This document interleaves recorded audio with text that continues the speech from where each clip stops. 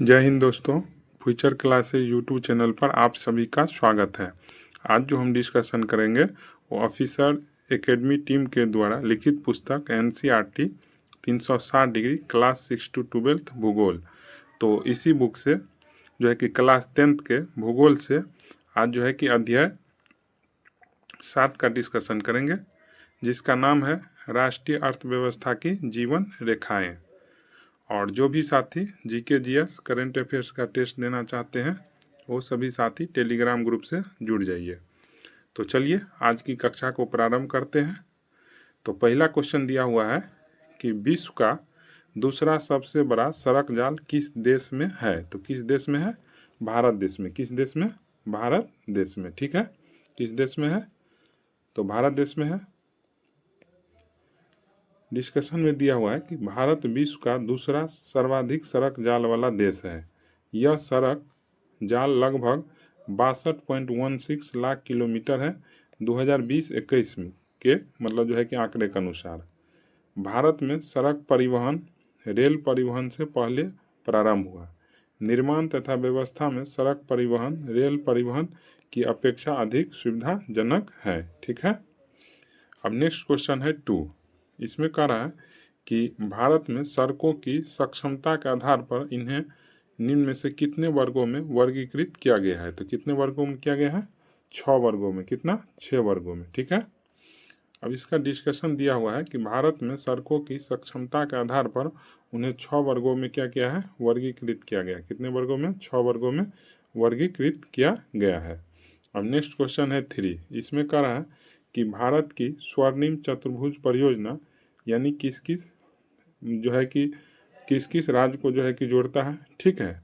तो स्वर्णिम चतुर्भुज परियोजना जो है दिल्ली, मुंबई, चेन्नई और कोलकाता जैसे शहर को जोड़ता है। किसको किसको? दिल्ली, मुंबई, चेन्नई, कोलकाता। ठीक है।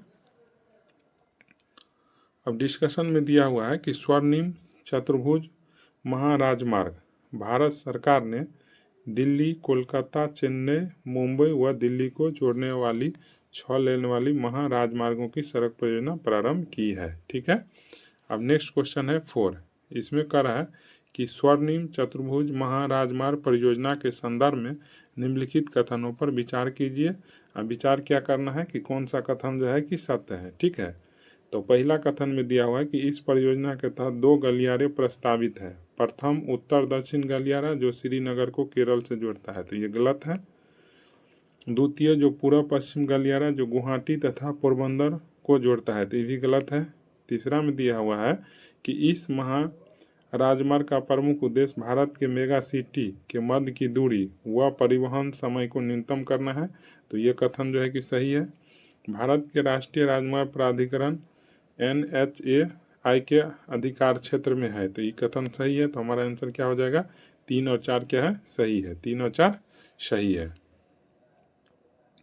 डिस्कशन में देख लेते हैं। डिस्कशन में दिया हुआ है कि स्वर्णिम चतुर्भुज महाराजमार्ग भारत सरकार ने दिल्ली, कोलकाता, चेन्नई, मुंबई व दिल्ली को जोड़ने वाली 6 लेन वाली महाराजमार्गों की सड़क परियोजना प्रारंभ की है।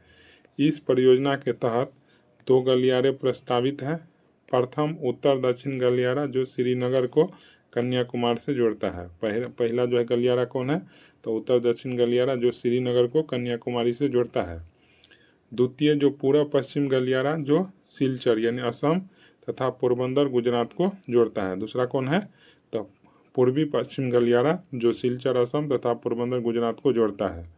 इस महाराजमार्ग का प्रमुख उद्देश्य भारत के मेगा सिटी के मध्य की दूरी व परिवहन समय को क्या करना है? न्यूनतम करना है। यह राजमार्ग परियोजना भारत के राष्ट्रीय राजमार्ग प्राधिकरण NHAI के अधिकार क्षेत्र में है। ठीक है। अब नेक्स्ट क्वेश्चन है 5। इसमें कह रहा है कि भारत के राष्ट्रीय राजमार्ग का निर्माण व रख रखाव किसके अधिकार क्षेत्र में है। तो किसके अधिकार क्षेत्र में है? केंद्रीय लोक निर्माण विभाग। किसके अधिकार क्षेत्र में? केंद्रीय लोक निर्माण विभाग। ठीक है। डिस्कशन में दिया हुआ है कि राष्ट्रीय राजमार्ग देश के दूरस्थ भागों को जोड़ते हैं। ये प्राथमिक सड़क तंत्र है जिसका निर्माण व रख रखाव केंद्रीय लोक निर्माण विभाग के अधिकार क्षेत्र में आता है। ठीक है। अब नेक्स्ट क्वेश्चन है 6। इसमें कह रहा है कि दिल्ली व अमृतसर के मध्य ऐतिहासिक शेरशाह सूरी मार्ग को क्या कहा जाता है? तो क्या कहा जाता है? राष्ट्रीय राजमार्ग संख्या 1 कहा जाता है। क्या कहा जाता है? राष्ट्रीय राजमार्ग संख्या 1। नेक्स्ट क्वेश्चन है कि 7। इसमें कह रहा है कि राज्यों की राजधानी को जिला मुख्यालय से जोड़ने वाले सड़कें क्या कहलाती है? तो राष्ट्रीय राजमार्ग कहलाती है। क्या कहलाती है? राष्ट्रीय राजमार्ग। ठीक है। अब नेक्स्ट क्वेश्चन है 8। इसमें कह रहा है कि राजमार्गों का व्यवस्था तथा निर्माण निम्नलिखित में से किस प्राधिकरण द्वारा किया जाता है? तो किस प्राधिकरण के द्वारा? सार्वजनिक निर्माण विभाग के द्वारा। किसके द्वारा? सार्वजनिक निर्माण विभाग के द्वारा। कह रहा है राजमार्ग राज्यों की राजधानी को जिला मुख्यालय से जोड़ने वाली सड़कें राजमार्ग कहलाती है। राज्य तथा केंद्रशासित क्षेत्रों में इसकी व्यवस्था का निर्माण का दायित्व राज्य के सार्वजनिक निर्माण विभाग PWD का होता है। ठीक है। अब नेक्स्ट क्वेश्चन है 9। इसमें कह रहा है कि निम्नलिखित कथनों पर विचार कीजिए। विचार करना है कि कौन सा कथन सत्य है। ठीक है। तो पहला कथन में दिया हुआ है कि जिला मार्ग सड़कें जिले के विभिन्न प्रशासनिक केंद्रों को जिला मुख्यालय से जोड़ती है।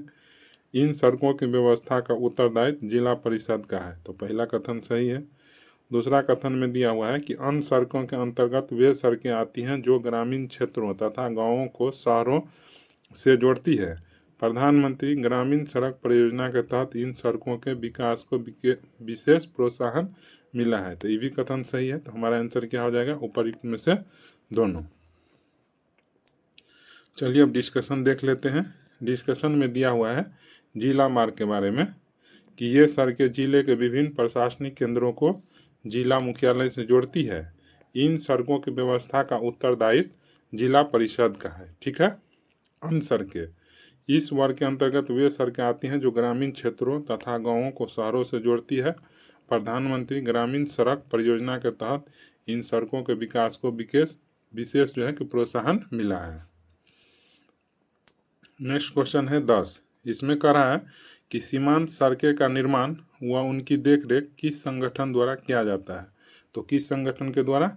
सीमा सड़क संगठन के द्वारा। ठीक है। कह रहा है सीमांत सड़कें उपरोक्त सड़कों के अतिरिक्त भारत सरकार प्राधिकरण के अधीन सीमा सड़क संगठन है जो देश के सीमांत क्षेत्रों में सड़कों का निर्माण व उनकी देखरेख करता है। नेक्स्ट क्वेश्चन है 11। इसमें कह रहा है कि भारत में सीमा सड़क संगठन की स्थापना कब की गई थी? तो कब किया गया था? 1960 में। कब किया गया था? 1960 में। अब नेक्स्ट क्वेश्चन है 12। इसमें कह रहा है कि पूरे साल राजमार्ग सुरंग अटल टनल मनाली को किससे जो है कि जोड़ती है? तो लाहौल स्पीति से। किससे? लाहौल स्पीति से। डिस्कशन में दिया हुआ है कि विश्व की सबसे लंबी राजमार्ग सुरंग अटल टनल, यानी विश्व की सबसे लंबी राजमार्ग सुरंग का नाम क्या है? अटल टनल। कितना किलोमीटर है? तो 9.02 किलोमीटर है। ठीक है।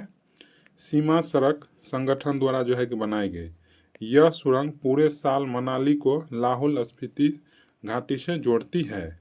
पहले यह घाटी भारी बर्फबारी के कारण लगभग 6 महीने तक अलग थलग रहती थी।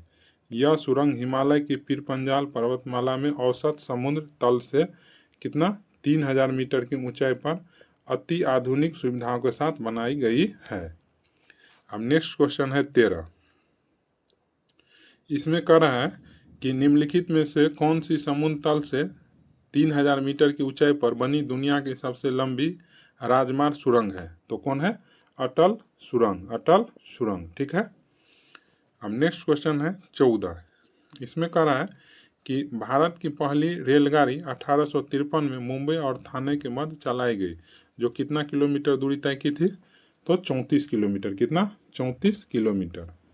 कह रहा है भारतीय रेल परिवहन देश का सर्वाधिक बड़ा सार्वजनिक क्षेत्र का प्राधिकरण है। देश की पहली रेलगाड़ी 1853 में मुंबई और थाने के मध्य चलाई गई जो 34 किलोमीटर की दूरी तय करती थी। अब नेक्स्ट क्वेश्चन है 15। इसमें कह रहा है कि भारतीय रेल परिवहन को कितने रेल प्रखंडों में पुनः संकलित किया गया? तो कितने में? 18। कितना? 18। ठीक है। अब नेक्स्ट क्वेश्चन है 16। इसमें कह रहा है कि भारत के स्थलीय नौ संचालन जलमार्ग की अनुमानित लंबाई कितनी है? तो कितने हैं? 14,500 किलोमीटर। कितना? 14,500। नेक्स्ट क्वेश्चन है 17। नेक्स्ट क्वेश्चन कितना है? 17। इसमें कह रहा है कि राष्ट्रीय जलमार्ग के संदर्भ में निम्नलिखित कथनों पर जो है कि विचार कीजिए। ठीक है, तो पहला कथन में दिया हुआ है कि हल्दिया तथा इलाहाबाद के मध्य गंगा जलमार्ग जो 1620 किलोमीटर लंबा है, नौगम जलमार्ग संख्या 1 है। तो ये कथन क्या है? सही है। ठीक है, दूसरा कथन में दिया हुआ है कि सदिया व धुबरी के मध्य 891 किलोमीटर लंबा ब्रह्मपुत्र नदी जलमार्ग राष्ट्रीय जलमार्ग 4 है। तो ये गलत है। केरल में पश्चिमी तटीय नहर कोट्टापुरम से कोल्लम तक उद्योग मंडल तथा चमकारा नहरें 205 किलोमीटर नौगम जलमार्ग संख्या 3 है। तो ये कथन क्या है? सही है। काकीनाडा पुडुचेरी नहर स्टेट के साथ साथ गोदावरी और कृष्णा नदी का विशेष विस्तार 278 किलोमीटर नौगम जलमार्ग संख्या 2 है। तो ये गलत है। तो हमारा आंसर क्या हो जाएगा? 1 और 3 क्या है? सही है। ठीक है, अब डिस्कशन में देख लेते हैं। डिस्कशन में दिया हुआ है कि हल्दिया तथा इलाहाबाद के मध्य गंगा जलमार्ग जो 1620 किलोमीटर लंबा है, नौगम जलमार्ग संख्या 1 है। ये सही है। सदिया व धुबरी के मध्य 891 किलोमीटर लंबा ब्रह्मपुत्र नदी जलमार्ग नौगम जलमार्ग संख्या कितना है? 2 है। केरल में पश्चिमी तटीय नहर कोट्टायम से कोल्लम तथा उद्योग मंडल तथा चंपकारा नहरें 205 किलोमीटर नौगम जलमार्ग संख्या कितना है? 3 है। काकीनाडा और पुडुचेरी नहर स्टेट के साथ साथ गोदावरी कृष्णा नदी का विशेष विस्तार 278 किलोमीटर राष्ट्रीय जलमार्ग संख्या है। ठीक है, तो अब नेक्स्ट क्वेश्चन है कितना? 18। इसमें कह रहा है कि भारत का सर्वाधिक विदेशी व्यापार किस मार्ग द्वारा होता है? तो किस मार्ग द्वारा? समुद्री मार्ग द्वारा। कह रहा है विदेशी व्यापार भारतीय तट पर स्थित पत्तनों द्वारा किया जाता है। देश का 95% व्यापार जो है कि समुद्र द्वारा होता है। अब नेक्स्ट क्वेश्चन है 19। इसमें कह रहा है कि भारतीय समुद्र तट रेखा की कुल लंबाई कितना है? तो 7516.6 किलोमीटर। कितना? यानी 7516.6 किलोमीटर। ठीक है, अब नेक्स्ट क्वेश्चन है 20। इसमें कह रहा है कि देश विभाजन से कराची पतन जो पाकिस्तान में शामिल हो गया था, उसकी कमी को पूरा करने तथा मुंबई पतन में होने वाले व्यापारिक दबाव को कम करने के लिए किया गया कौन सा समुद्री पतन बनाया गया था? तो कौन? कांडला पतन। कौन सा? कांडला पतन। ठीक है, अब नेक्स्ट क्वेश्चन है 21। इसमें कह रहा है समुद्री पतन के संदर्भ में निम्नलिखित कथनों पर जो है कि विचार कीजिए। ठीक है, विचार करना है कि कौन सा कथन सत्य है। तो पहला कथन में दिया है कांडला पतन को दीनदयाल पतन के नाम से जाना जाता है। तो पहला कथन सही है। कांडला पतन जम्मू कश्मीर, हिमाचल प्रदेश, पंजाब, हरियाणा, राजस्थान और गुजरात के औद्योगिक तथा खदानों का आयात निर्यात को संचालित करता है। ये भी कथन सही है। लॉ एक्स के निर्यात के संदर्भ में न्यू मैंगलोर पतन देश का महत्वपूर्ण पतन है। तो ये नहीं है। कर्नाटक में स्थित मारमागांव पतन कुंद्रेमुखी खानों से निकले लॉ एक्स का निर्यात करता है। तो ये भी नहीं करता है। तो हमारा आंसर क्या हो जाएगा? 1 और 2 क्या है? सही है। चलिए अब डिस्कशन में देख लेते हैं। डिस्कशन में दिया हुआ है कि कांडला जिसे दीनदयाल पतन के नाम से जाना जाता है, यह एक ज्वारीय पतन है। यानी कांडला जो पतन है कैसा पतन है? तो ज्वारीय। यह जम्मू कश्मीर, हिमाचल प्रदेश, पंजाब, हरियाणा, राजस्थान और गुजरात के औद्योगिक तथा खदानों के आयात निर्यात को संचालित करता है। पतन की सुविधा भी प्रदान कर सके। लॉ एक्स के निर्यात के संदर्भ में मारमागोवा पतन देश का महत्वपूर्ण पतन है। ठीक है, यहाँ से देश के कुल निर्यात का आधा लॉ एक्स निर्यात किया जाता है। और कर्नाटक में स्थित न्यू मैंगलोर पतन कुंद्रेमुखी खानों से निकले लॉ एक्स का क्या करता है? निर्यात करता है। अब नेक्स्ट क्वेश्चन है 22। इसमें कह रहा है कि निम्नलिखित कथनों पर जो है कि विचार कीजिए। और कह रहा है कौन सा कथन जो है कि सत्य है। कह रहा है पूर्वी तट के साथ तमिलनाडु में दक्षिण पूर्वी छोर पर तुतीकोरिन पतन है। सही है। तुतीकोरिन पतन हमारे पड़ोसी देश श्रीलंका, मालदीव आदि तथा भारत के तटीय क्षेत्रों के भिन्न वस्तुओं के व्यापार को संचालित करता है। ये भी सही है। उड़ीसा में स्थित पारादीपीय पतन विशेषतः लॉ एक्स का निर्यात करता है। ये भी सही है। और चौथा कथन में दिया कोलकाता पतन पर बढ़ते व्यापार को कम करने हेतु पारादीप सहायक पतन के रूप में विकसित किया।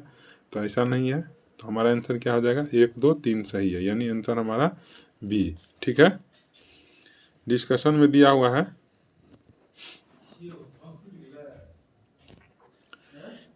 कि पूर्वी तट के साथ तमिलनाडु में दक्षिणी पूर्वी छोर पर तुतीकोरिन पतन है। यह एक प्राकृतिक पोताश्रय है।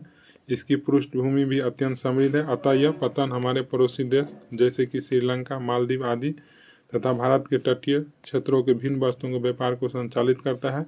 चेन्नई हमारे देश का प्राचीनतम कृत्रिम पतन है। कहेगा कि सबसे प्राचीन कृत्रिम पतन बंदरगाह कौन है, तो चेन्नई। ठीक है। उड़ीसा में स्थित पारादीप पतन विशेषतः लॉ एक्स का निर्यात करता है। किसका? लॉ एक्स का। कोलकाता पतन पर बढ़ते व्यापार को कम करने हेतु हल्दिया सहायक पतन के रूप में क्या किया? विकसित किया गया। अब नेक्स्ट क्वेश्चन है 23। इसमें कह रहा है कि भारत में हवाई परिवहन का राष्ट्रीयकरण कब किया गया था? तो कब किया गया था? 1953 में। कब किया गया था? 1953 में। सन 1953 में वायु परिवहन का राष्ट्रीयकरण किया गया। एयर इंडिया घरेलू और अंतर्राष्ट्रीय वायु सेवा भी प्रदान करती है। तो इस प्रकार आज का डिस्कशन हो गया। आशा करते हैं आप सभी साथियों को अच्छा लगा होगा। अच्छा लगा हो चैनल को सब्सक्राइब कीजिए, अपने दोस्त को शेयर कीजिए। Thank you.